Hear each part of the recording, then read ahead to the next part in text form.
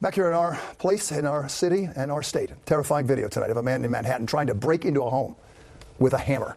It took the entire family in Washington Heights to keep him from breaking down that door. Cops arrested him and released him, but the story does not end there, unfortunately. So the video that I opened this with is actually video from a Washington Heights apartment, which is in the borough of Manhattan, and the suspect in that particular instance, Lanu Moore, is breaking into his neighbor's place with a hammer in order to do some serious damage to the people that are inside. And during the course of this break-in, and by the way, captured on video, you can actually see Lanu Moore smash somebody on the head with the hammer, in obviously footage that I'm not going to be able to show you. And in addition to that, he broke the arm of one of the individuals that is desperately trying to force him out of the apartment. Now, the reason we're covering this story is because, like it was said in the local news prologue, the horror didn't end there, because despite the fact that Lanu Moore was arrested, despite the fact that he was charged with assault with a weapon, despite the fact that you had serious injuries, again, the head trauma, and of course the broken arm in this particular instance, Lanu Moore was released on just $5,000 bail. Now, to be clear, when I say $5,000 bail, what you need to understand is that he only had to put up 10% of that bail in order to get out, so he was let go, again, on a bail of $500. Now, a lot of times when we talk about New York State bail reform, we discuss the people who are released same day automatically, without any bail at all whatsoever. However, another component of the law that maybe I need to emphasize more is that even when you give bail to somebody, when you can actually charge them money in order to try to keep them in lockup, in reality, if you're a judge, you have to assess the finances of that individual to make sure they are capable of paying the bail so they can get out of jail. And obviously, the reason why I'm highlighting this particular story is that unfortunately, this man was able to get out. He was able to put up the $500, and he decided to target these people again who had an order of protection against him.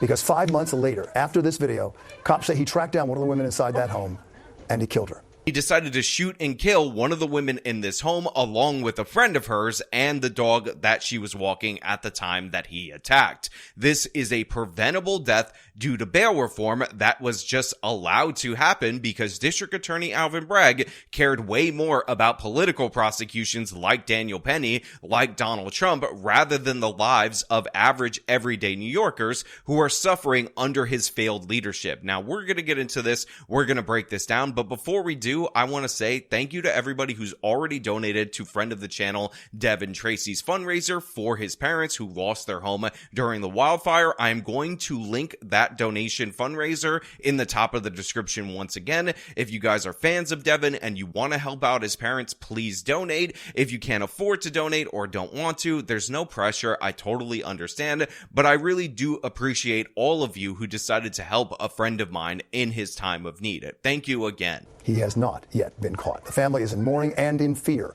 And talking exclusively to Eyewitness News reporter Kimberly Richardson. It is terrifying. April 11th, Jackie Bellini, her daughter and others desperately try and keep their next door neighbor, Lanu Moore, out of Jackie's apartment. So a couple of things. At the time of this local news segment, Lanu Moore had not been captured. That is in fact true at the time that it was reported. However, this case actually dates back to 2023. It actually crossed my wife's Instagram and she ended up sending me over the story because this is exactly the kind of thing that I talk about. But at this point in time, he has been captured. He has been charged. I don't know if he's been convicted because there seems to be no updates on the case since back in 2023. But to be clear, this is not a suspect at large. However, this is an example of the failed bail reform laws, which again, not only allow for the release of repeat offenders time and time again, same day automatically without any bail, but in addition to that, when you can assess bail, you have to make sure that these criminals can afford it. There, he strikes one person in the head with a hammer. We're hiding his identity. If it wasn't for us, that could have ended Jackie's life that night. or any of us. That's exactly what happened just 5 months later. While walking her dog with a friend, Moore allegedly shot and killed all three near their apartment in Washington Heights. So look, I understand that a lot of people love dogs. I understand a lot of people care about dogs, and people who murder other people's dogs should definitely face criminal consequences for it. However, I do not like the way the local news described that as shooting all three, because 2 people died and then he shot the dog to death. And while that dog dying is in fact sad, the fact of the matter is he shot the both of them. The woman who was victimized by this individual once before, and of course the man who decided to escort his friend while walking the dog because she didn't feel safe after District Attorney Alvin Bragg turned this criminal loose back onto the streets because he didn't give a damn about this woman. In this exclusive report, the family speaks for the first time. That's what she wanted to do, help people. And the system failed them. Moore is considered armed and dangerous. Is now on the run is the reason why we're also not showing Jackie's daughter's face. She adored her mother. She was the best. She was always smiling. She was my best friend. And I can never get that back. Now, I also find it incredibly troubling that this armed madman was set loose onto the streets. He was able to kill 2 individuals and still wasn't captured for a lengthy period of time back in 2023. And these people are so scared and know that the system has failed them so much that they're still trying to hide their identities while trying to advocate for their mother that was killed in this particular instance, and it's absolutely tragic. But more importantly, it was a preventable tragedy. You think that this guy's first offense was smashing into his neighbor's property and deciding to attack all of them with a hammer? Do you think that $500, which is what he was able to pay to get out of jail, is sufficient in terms of a guy who is caught on video smashing people with a hammer, striking individuals with it in the head, and who actually broke a woman's arm during the course of this break-in? And the crazy thing about this is that what aggravated this individual, which might actually explain why he shot the dog in addition to killing these 2 people, is one of the pettiest neighbor disputes that you can possibly have.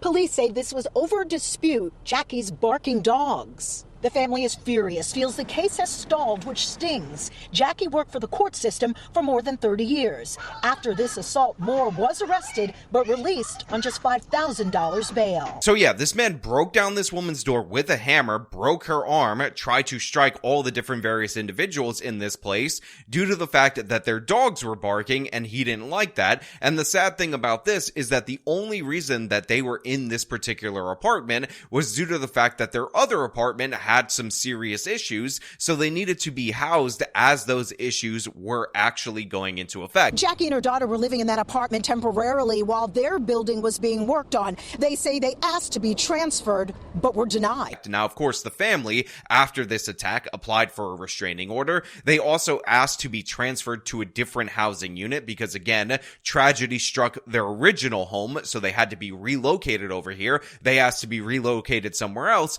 but New York City refused to do so. In addition to that, this man had the restraining order against him, and guess what? Even though he violated the restraining order the day after he was released, New York City and Manhattan District Attorney Alvin Bragg's office decided that they weren't going to hold him accountable for it. And we've talked about this before, how violations of restraining orders were, of course, one of the crimes that was protected under New York State bail reform, which is one of the reasons why the New York State bail reform law is such a cancer on not just the city of New York, but on the state of New York. This guy was obviously a threat from the caught on video attack that you've seen clips of throughout the course of this segment. He obviously didn't give a damn about violating the restraining order because he went after these people the very next day, but New York State and District Attorney Alvin Bragg's office decided that they didn't give a damn about the victims in this particular instance, so they released him on just $500 bond, and then when he reoffended, they didn't do anything,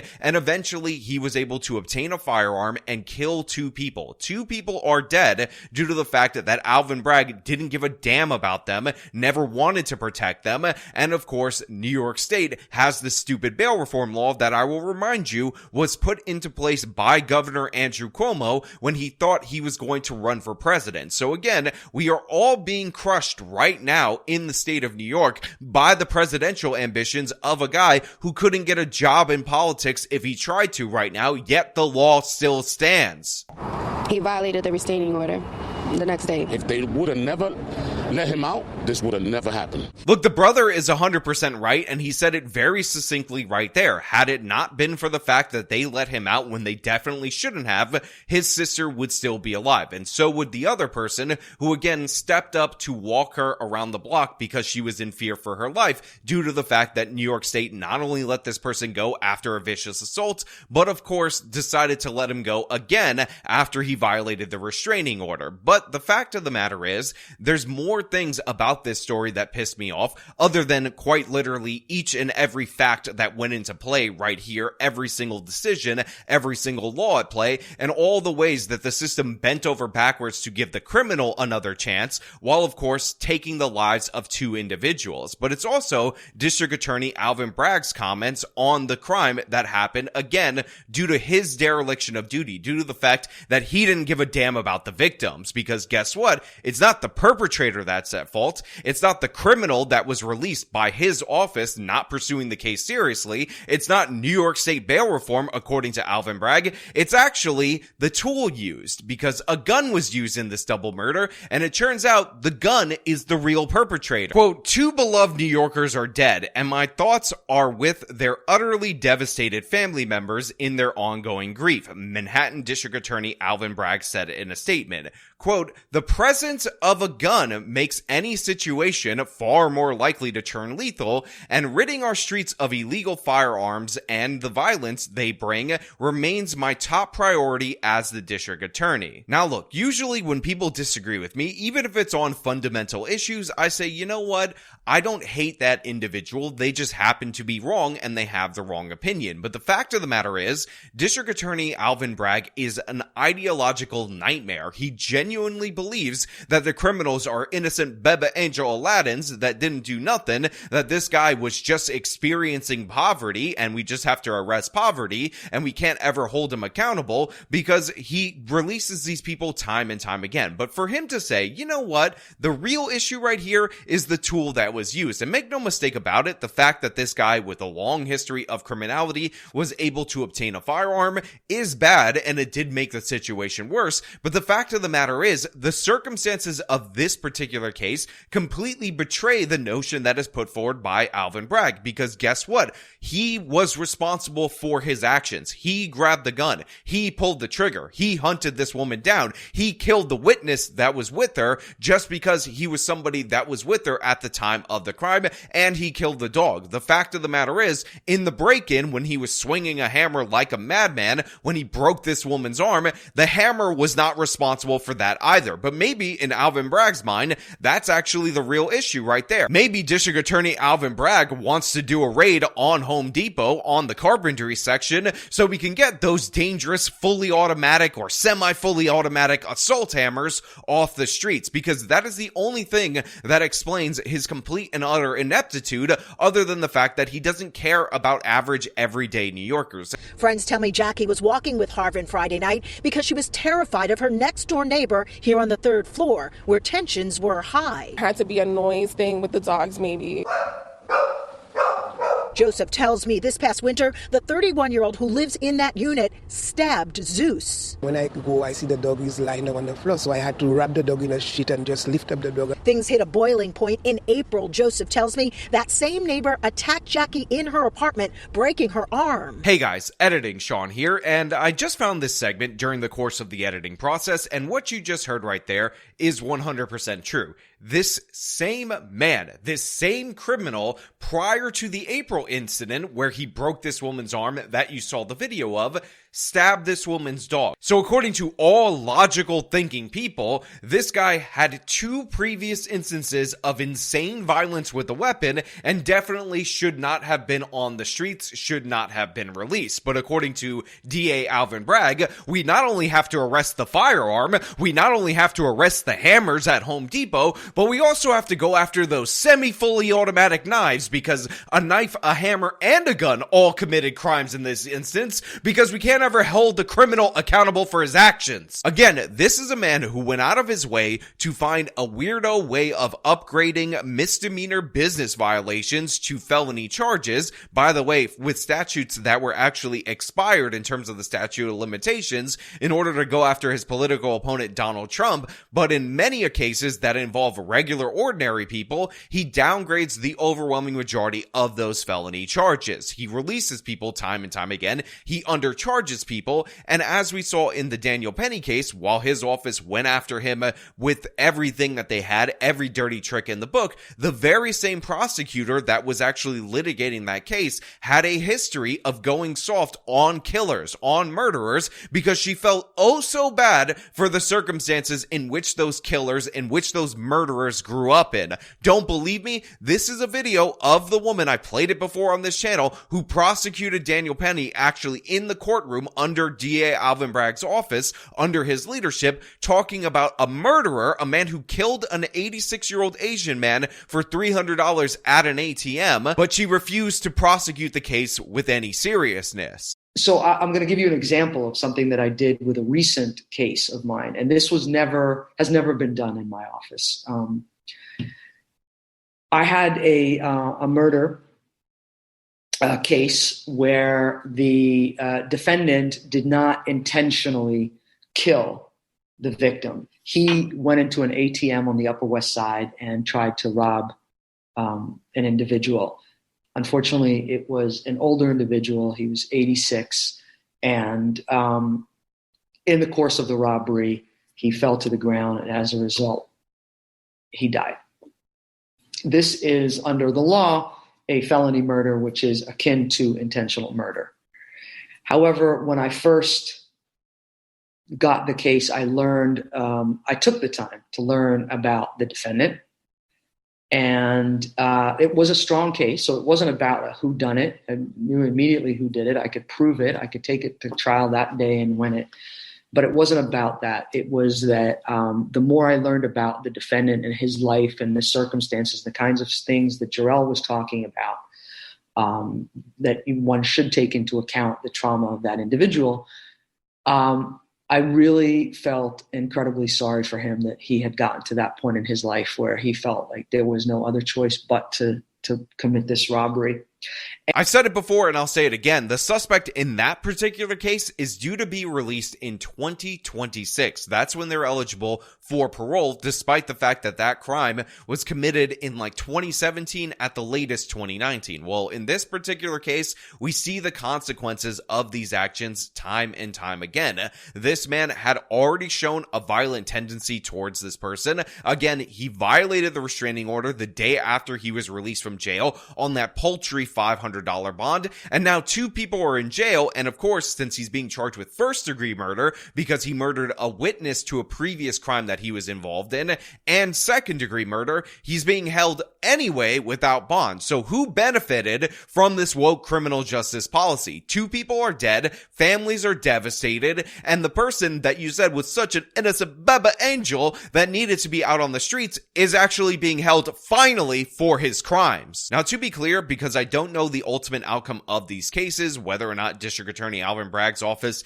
is even still prosecuting them, the crimes are alleged as of right now, even though we're a couple of years removed from when they occurred. And the fact of the matter is, when all is said and done, maybe the prosecutor will feel oh so sympathetic for this innocent baby angel, and he'll be able to plead down to, I don't know, disorderly conduct or something like that, and be released to go out and murder again. Because honestly, who would be surprised if that occurred from the Manhattan District Attorney's Office? But anyway, those are my thoughts about this particular case. I really want you guys to think about the consequences of these actions whenever these reformers that sound kind of good run for office, although Bragg was known to be scum from the jump, because there are real serious consequences to allowing these people to have the levers of power. Now, as per usual, if you like the video, you can show them by leaving a like, subscribe for more content, follow me on my social medias, support me via the support links in the description of this video. This has been me talking about a disastrous case out of the city of New York, out of the borough of Manhattan, under Alvin Bragg's watch. Till next time.